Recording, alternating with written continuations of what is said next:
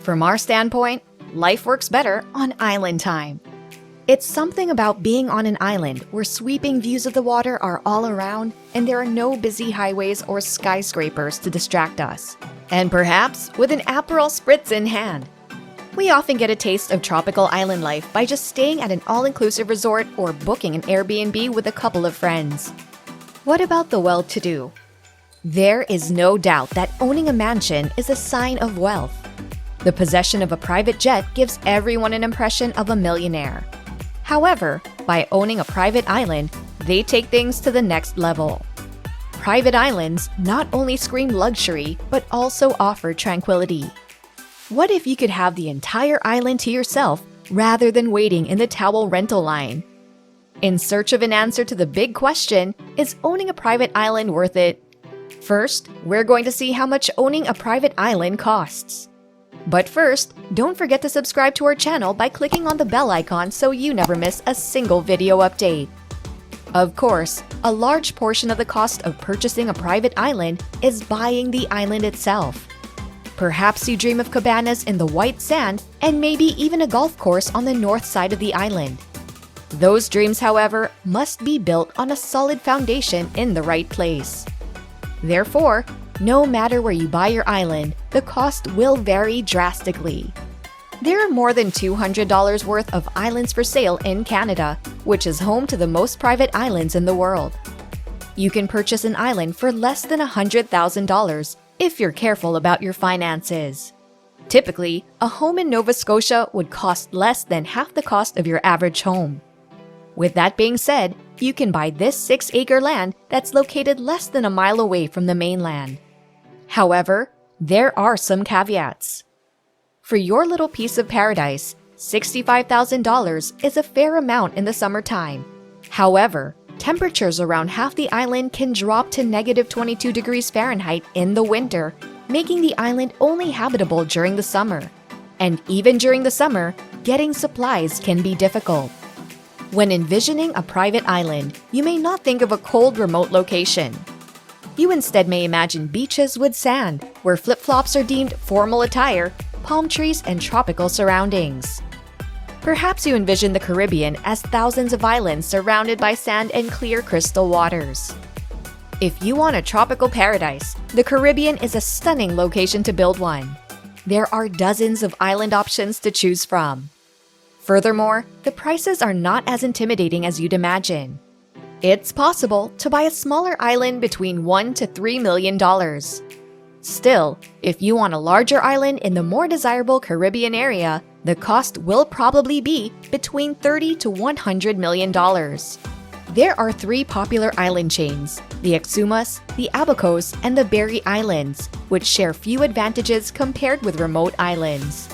However, guests and owners can access them easily since they are close to big towns and cities. A good example of this is Spectabilis Island in the Exumas. Located about 230 miles from Miami and 60 miles from the capital, the 460-acre island boasts dozens of white sand beaches and scenic hilltop views. The Caribbean also has remote areas like Little Ragged Islands. On Spectabilis, you'll almost get twice the land for just half the price compared to a 700-acre island listed for $35 million.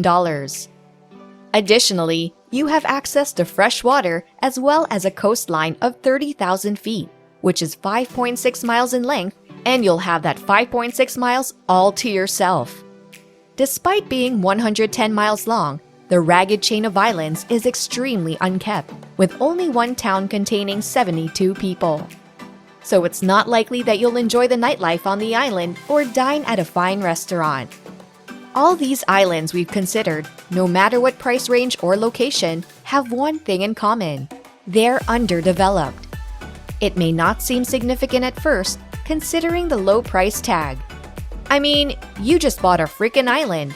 Therefore, building a house on a private island will be a breeze, no?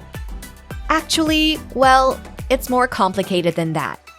To begin with, you have to determine if you can build on an island, as most of the islands in the Caribbean and Canada have strict environmental laws on land development, as endangered animals take lakes and ocean islands as their natural habitats.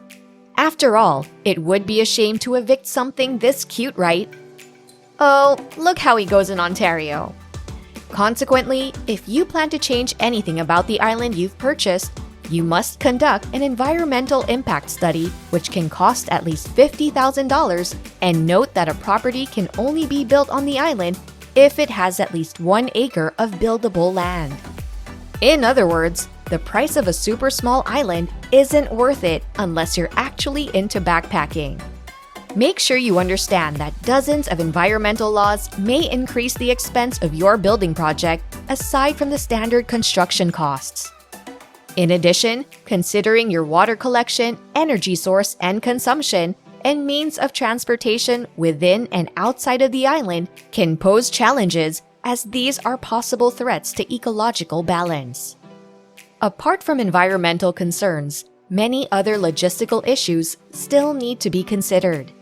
To begin with, it isn't cheap to ship building supplies to the island. Heavy building equipment requires specific boats to reach the land, and once the supplies arrive, skilled contractors, plumbers, and electricians need to work on the island every day. You can imagine that if your island was miles from the nearest town with hotels, like a little ragged island in the Caribbean, you'd have to spend a lot of money to get your construction crew onto the site, and you would have to guarantee their transportation as well. An airstrip can be constructed to provide fast access to the island, but it is estimated that the cost of this will be around $1 million. You can build a helipad, or you can create a dock for boats and seaplanes, but regardless, this will still be exorbitant. The fact remains, it's far easier to buy a developed island than an undeveloped one. Consider Frozen Cay. In addition to being easily accessible by both boat and seaplane, the 40-acre island costs $17 million. It also has a huge 4,145 square foot residence with 6 bedrooms, 6 baths, and white powder beaches. Oh, a very nice heated pool is also included. As well as the manager's cottage and the staff cottage, the marina can accommodate yachts up to 100 feet long and has an 806 square foot manager's cottage. However, a dreamy private island like Frozen Cay also comes with a maintenance cost. Therefore, having someone to watch over the island is essential, especially if you're not planning on staying permanently. With all the costs associated with it, having a private island provides an additional source of income as well. Renting on some islands in the Bahamas, such as Coyne Cay, would be a better choice for the wealthy, of course, and the average rental price is an estimated $14,000 per day. On top of that, additional people will be charged $500. Thus, regardless of how many people you accommodate, you can earn as much as $1,000 per day. Despite these benefits, it'd be wrong for me not to mention the joy of owning a slice of paradise. Having your own escape miles away from the nearest person is like nothing else. Imagine getting out of bed and strolling down your own beach and drinking wine on your own deck. Feel free to lurk around the island in your underwear or name the island however you like. After all, it's your island. You set the rules. There are lots of reasons why people want to own private islands regardless of the price tag. Besides, having the power to say, "Welcome to my private island," is just priceless. So to answer the big question, is owning a private island worth it? Well, I suppose that's up to you to decide. Be sure to let me know, comment down below and let us know what you think. For more videos, make sure to drop a like and subscribe. That's it for now.